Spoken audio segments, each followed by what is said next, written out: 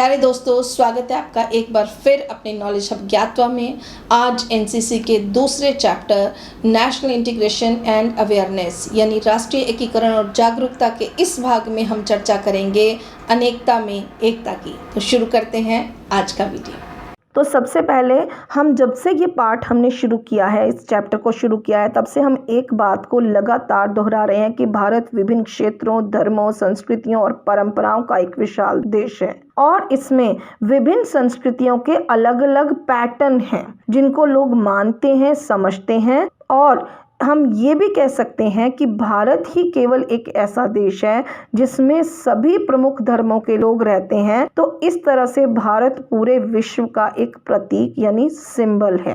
तो भारत कश्मीर से लेके कन्याकुमारी तक अलग अलग क्षेत्रों और अलग अलग भौगोलिक विशेषताओं का देश है।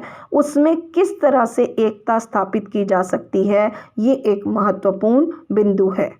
भारत में जो विभिन्न भौगोलिक क्षेत्रों के लोग हैं, विभिन्न भाषाएं बोलते हैं, उन सभी विविधताओं के बावजूद एक कॉमन फैक्टर है जो हम सब भारतीयों के अंदर है, जो हम सबके अंदर एकता की भावना विकसित करता है। और वो हम सबको जोड़ने वाला जो फैक्टर या तत्व है वो है भारत का संविधान। यानी भारत का एक संविधान है और हम सब उसी को मानते हैं। ये हमारी एकता का सबसे पहला सूत्र है। दूसरा, भौगोलिक एकता के बावजूद हम भारत माता को अपनी माँ समझते हैं। राष्ट्रीय गीत वंदे मातरम और राष्ट्रगान जन गण मन की अवधारणा भारत को भौगोलिक इकाई के रूप में एक रूप से प्रस्तुत करती है। जितने भी देश में कवि, दार्शनिक, पैगंबर, सुधारक हुए हैं, उन सब ने भारत को अलग अलग होते हुए भी एकता के आदर्श के रूप में हमारे सामने प्रस्तुत किया है। एकता का अर्थ ही है एकीकरण।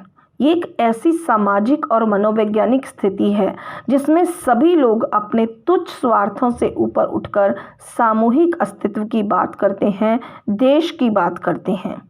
चाहे देश में कितनी भी विविधता हो, उस विविधता में भी एकता होती है और उसका अर्थ है विभिन्न असमानताओं के बावजूद अखंडता का एक अस्तित्व कायम करना। और वो अस्तित्व जो भारत की महान संस्कृति का एक हिस्सा है, वो इस बात पर आधारित है कि विविधता मान व संपर्क को समृद्ध करती है। भारत महान सांस्कृतिक विविधताओं का देश होने के बावजूद भी एक साथ एकजुटता से रहता है।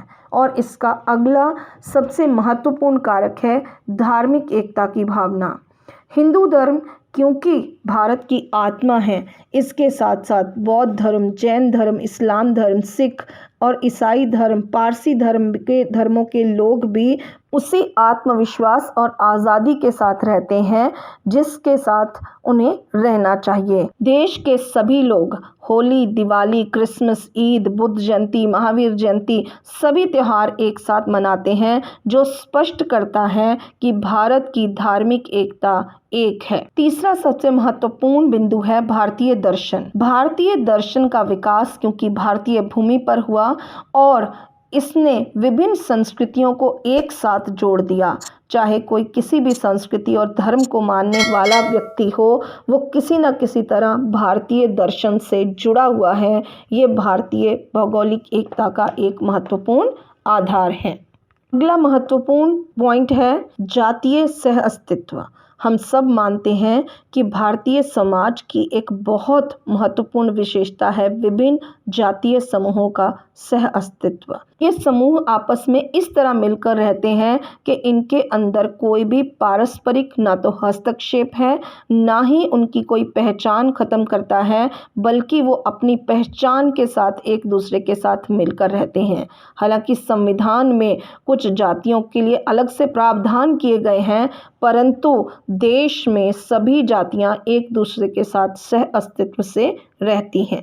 सांस्कृतिक एकता हमारी विविधता में एकता का सबसे बड़ा कारक है। भारत में जो सांस्कृतिक एकता पाई जाती है वो भाषा, धर्म, पहनावा, शिष्टाचार के अंतर के बावजूद भारतीय संस्कृति की पहचान है। चाहे त्योहार हों या विवाह जैसी संस्था, पूरा समाज एक ही ताने बाने में बुना हुआ है और सारे समाज की नींव पूरे देश में लगभग एक जैसी है, क्योंकि अधिकांश रस्में और संस्कार हर जगह समान हैं। सामाजिक एकता। भारतीय समाज विविधतापूर्ण है, जिसमें कपड़े, भोजन, आदतें, रीति रिवाज सब उत्तर से दक्षिण तक अलग अलग हैं। हालांकि कुछ सामान्य कारक हैं जो सभी समाजों को आपस में जोड़ते हैं, और जिस तरह से भारत में शहरीकरण हुआ और लोग एक जगह से दूसरी जगह जाकर बसे, उससे पूरा समाज एक ताने बाने में बुन गया और ये हमारी राष्ट्रीय एकता का एक आधार स्तंभ बना है। राजनीतिक एकता। इसको समझना बहुत आवश्यक है कि भारतीय संविधान के अनुच्छेद 1 के अनुसार भारत राज्यों का एक संघ है, यानी इसमें अलग अलग राज्यों को मिलाकर एक राष्ट्र बनाया गया है। और सबसे पहली बात, अगर हम ऐतिहासिक रूप से देखें तो चंद्रगुप्त मौर्य के नेतृत्व में सबसे पहले भारत एकजुट हुआ था। उसके बाद अशोक, समुद्रगुप्त, चंद्रगुप्त, हर्षवर्धन, अकबर जैसे जितने भी राज्य आए, सम्राट आए, हमारा देश एक रहा।